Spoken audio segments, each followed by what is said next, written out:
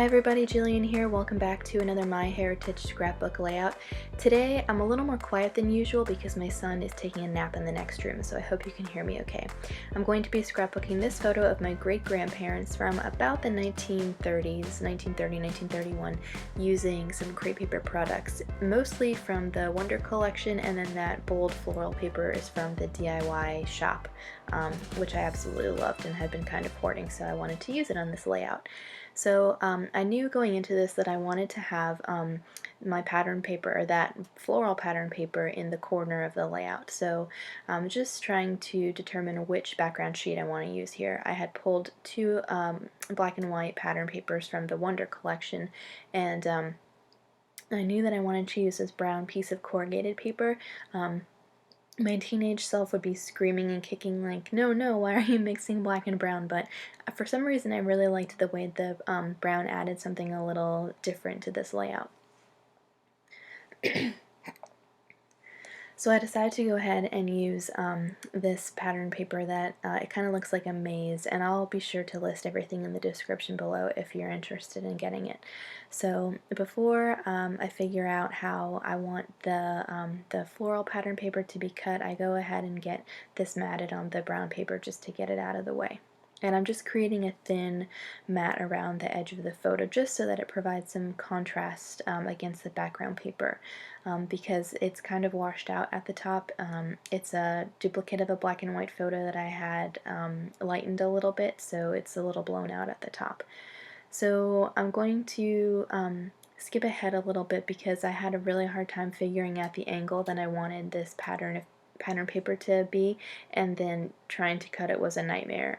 Geometry was not my strong suit in school, and I ended up struggling with this so much that it did not become fun anymore. So after a while, when I finally figured out where I wanted to cut it, I just went for it and decided to live with it. Okay, so now that that disaster is behind us, I've gone ahead and put down the floral pattern paper, and then I knew that I wanted a couple of strips to kind of cover the join of the teal, greenish teal, and the background paper. So what I'm doing is using the 6x6 paper pad from the Wonder collection, and I'm going to take these two and trim about a ½ inch off of both. And what I'm going to do is put the black at the top left, and then I'm going to use that paper there, the gray and cream or black and white, whatever. I'm going to use that on both the top and the bottom.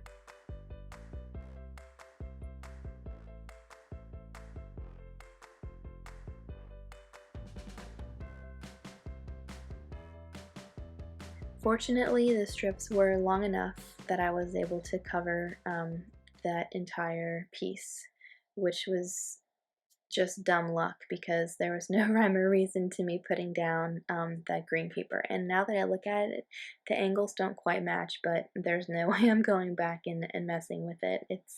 It looks it's fine in person, I think.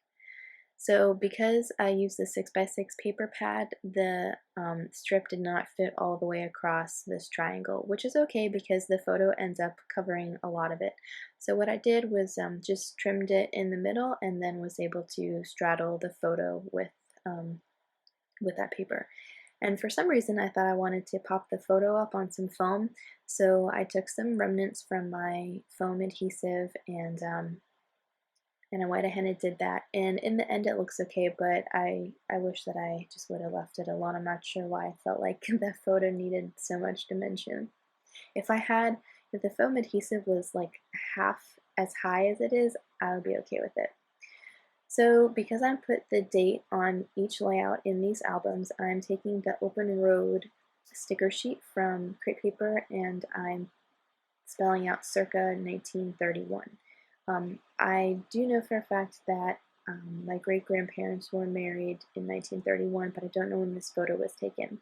And they both look young in this photo, and they're just kind of gazing at each other in front of their Model T. So I just went with it and said that it was like circa 1931. I'm also getting my title down. The title was simply Ruth and Coy. Those are my great-grandparents' names.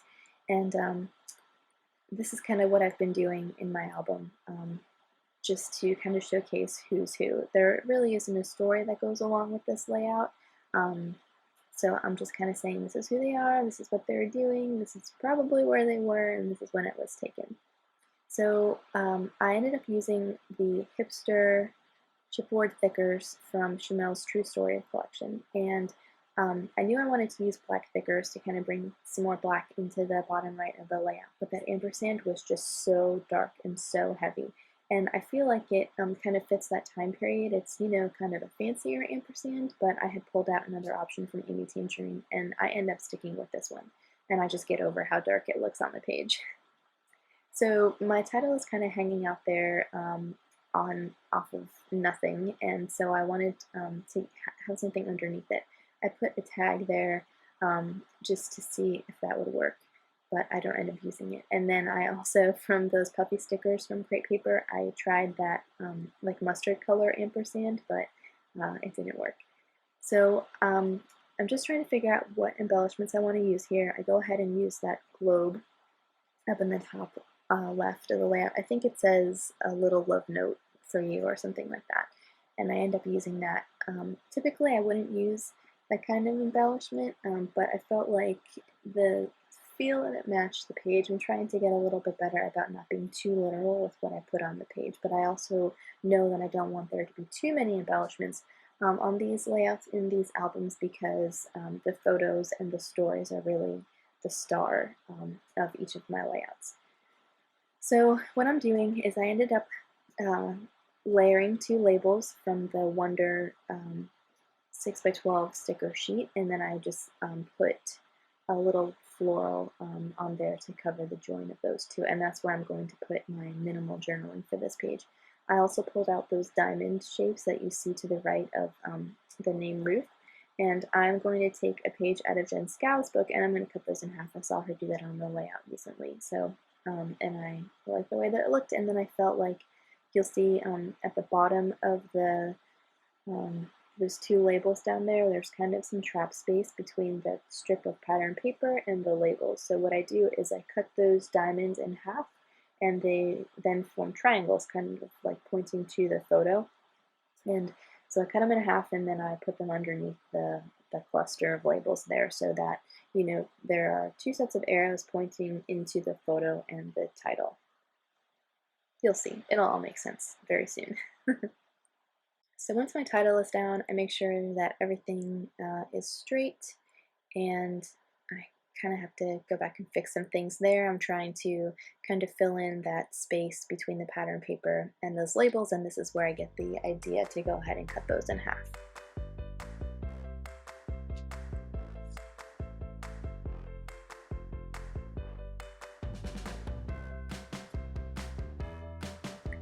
Now for my journaling. This may seem kind of dorky, but I wasn't sure exactly what type of car that was. I was told by my great uncle that it was a Model T, so I ended up Googling Model Ts, and on Wikipedia, after a few minutes of research, I found out that this was probably a 1920s Ford Roadster. So I'm just documenting that they're standing in front of their 1920s Ford Roadster in Sarasota, Florida in 1931. I think that's the gist of my journaling. I add some puffy hearts, and that's the end of my layout. So here's a close-up look at it. And then I also wanted to show you guys a similar page that I made for my other, actually for my grandparents, Ida and Ellsworth.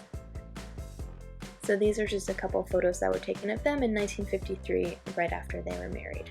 And that's it. Thank you guys so much for watching, and I'll see you again soon.